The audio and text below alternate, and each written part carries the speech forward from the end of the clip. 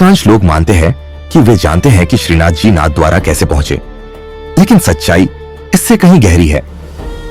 हमें सैकड़ों वर्ष पीछे गोवर्धन पर्वत की उस चट्टान तक लौटना होगा जहां यह कथा आरंभ होती है।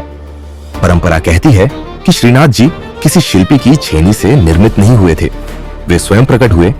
पहले केवल एक उठा हुआ बायां हाथ दिखाई दिया, वही हाथ जिसे कृष्ण ने गोवर्धन उठाने के लिए प्रयोग किया था। गांव के बुजुर्गों ने निर्णय लिया कि चट्टान को तोड़ा नहीं जाएगा। यदि ईश्वर प्रकट होना चाहे तो अपने समय पर होंगे। पूजा वहीं से शुरू हुई, खुले आकाश के नीचे, बिना मंदिर, बिना दीवार, केवल विश्वास के साथ। फिर एक घटना ने सब बदल दिया। एक गाय प्रतिदिन उसी स्थान पर जाकर अपने आप दूध छोड़ देती थी। जब उसके मालिक ने उसका पीछा किया, उसने देखा कि दूध पत्थर की दरार में समा रहा है। खुदाई नहीं की गई, केवल पत्थर के ऊपर से धीरे धीरे और भाग प्रकट होते गए।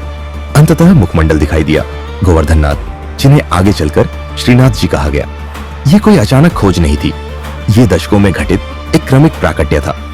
16वीं शताब्दी में महाप्रभु वल्लभाचार्य गोवर्धन पहुंचे। उन्होंने इस स्वरूप को केवल देवता नहीं बल्कि जीवंत बालक कृष्ण के रूप में स्वीकार किया।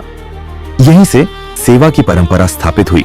दिन में 8 बार दर्शन, भोजन, वस्त्र परिवर्तन, शयन और जागरण। भगवान को राजा की तरह नहीं, घर के सदस्य की तरह सेवा दी गई। यह पद्धति पुष्टि मार्ग की पहचान बनी। फिर समय बदला। 17वीं शताब्दी के उत्तरार्ध में उत्तर भारत में मंदिरों पर आक्रमण तेज हुए। 1670 में मथुरा के प्रमुख मंदिरों को ध्वस्त किया गया।